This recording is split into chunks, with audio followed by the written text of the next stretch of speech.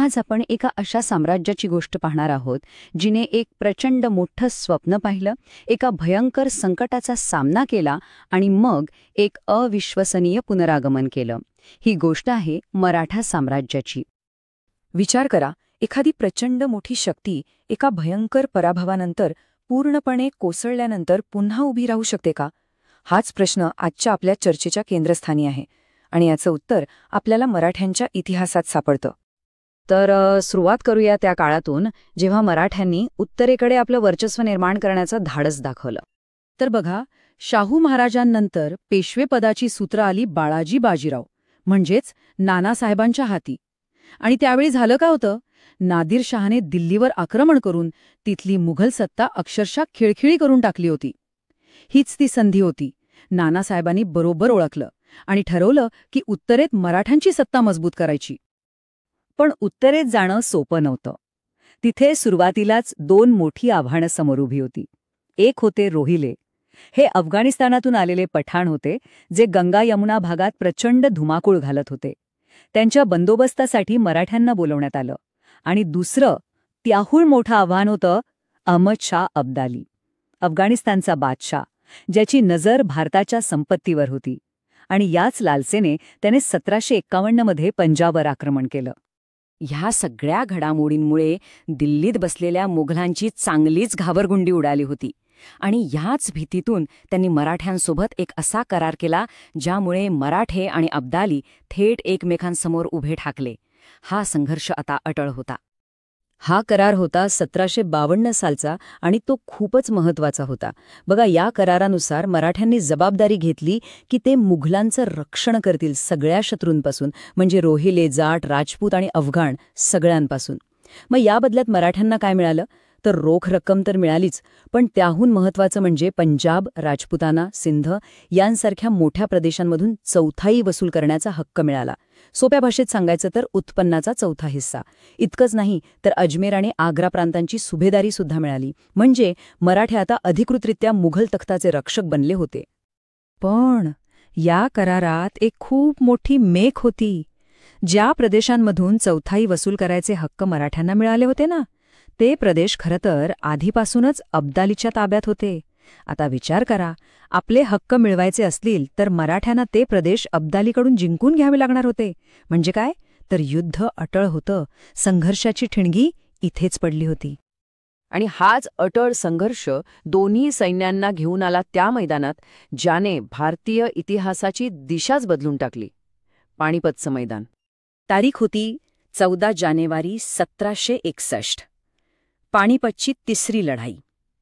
इतिहासाच्या पानांवर कायमची कोरली गेलेली एक तारीख. तर त्या दिवशी रणांगणावर नेमकं काय घडलं? एका क्षणी सगळं काही बदलून गेलं. पेशव्यांचा मुलगा विश्वासराव याला एक गोळी लागली आणि तो ठार झाला. आपला पुतण्या पडलेला पाहून सेनापती सदाशिवराव भाऊंना स्वतःवर नियंत्रण ठेवता आलं नाही. ते बेबान होऊन शत्रूच्या गर्दीत घुसले आणि पुन्हा कधी दिसलेच नाहीत. विचार करा, सेनापतीच दिसेनासा झाला. मग काय? सैनिकांचं धैर्यच खचलं आणि नेमकी हीच वेळ साधून अब्दालीने आपल्या ताज्या दमाच्या राखीव सैन्याला हल्ला करायला सांगितलं.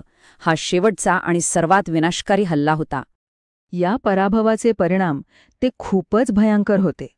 नुसते लष्करी नाही तर त्याहूनही जास्त. याला फक्त एक लष्करी पराभव म्हणणं चुकीचं ठरेल. ही एका संपूर्ण पिढीची शोकांतिका होती. असं म्हणतात की या युद्धात महाराष्ट्रातील एक अख्खी तरुण पिढी गारद झाली. कित्येक घरं उद्ध्वस्त झाली. ही एक अशी जखम होती जी भरून येणं जवळपास अशक्य होतं. पण म्हणतात ना, फिनिक्स पक्षाप्रमाणे राखेतून पुन्हा उभं राहणं. मराठ्यांची गोष्ट इथेच संपत नाही. खरं तर या महाभयंकर संकटानंतर जे घडलं ते त्यांच्या अदम्य इच्छाशक्तीचं प्रतीक आहे. त्यांचं पुनरागमन ते थक्क करणारं होतं.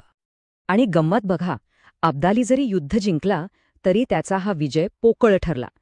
म्हणजे त्याला न काही मोठा आर्थिक फायदा झाला, न तो इथे राज्य करू शकला. तो निघून गेला आणि पुन्हा कधीच भारतात परत आला नाही. त्याच्या जाण्यामुळे झालं काय, तर उत्तरेत पुन्हा एकदा राजकीय पोकळी निर्माण झाली. आणि ही पोकळी मराठ्यांनी भरून काढली, तेही आश्चर्यकारक वेगाने. बघा, 1761 मध्ये पानिपतचा पराभव झाला. आणि त्यानंतर लगेचच माधवराव पेशव्यांनी उत्तरेत पुन्हा आपलं वर्चस्व निर्माण करण्याचे प्रयत्न सुरू केले. आणि तुम्हाला आश्चर्य वाटेल, पण फक्त 10 वर्षांच्या आत 1772 पर्यंत मराठ्यांनी मुघल बादशाह शाह आलमला पुन्हा दिल्लीच्या तख्त्यावर बसवलं, तेही आपल्या संरक्षणाखाली.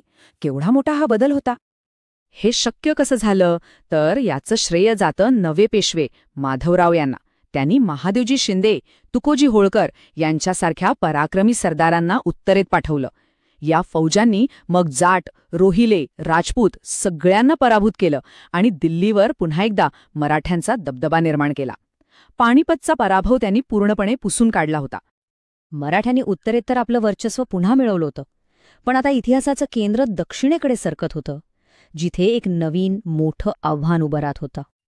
हे आवाहन होतं टिपू सुलतानचं. 1782 मध्ये तो म्हैसूरचा सुलतान बनला. टिपू फक्त एक पराक्रमी योद्धाच नव्हता, तर खूप हुशारही होता. त्याने थेट फ्रेंचांशी संधान साधलं आणि भारतात पाय रोवू पाहणाऱ्या इंग्रजांच्या सत्तेलाच आवाहन दिलं. तर मग विचार करा, मराठ्यांनी उत्तरेत आपलं वर्चस्व पुन्हा मिळवलं, पण भारताच्या भविष्याचा खरा फैसला कुठे होणार होता? उत्तरेत की दक्षिणेत? आणि ही लढाई कोणामध्ये होणार होती? मराठे, टिपू की एक तिसरीच शक्ती, इंग्रज? हा प्रश्न आपल्याला इतिहासाच्या एका नव्या आणि अधिक गुंतागुंत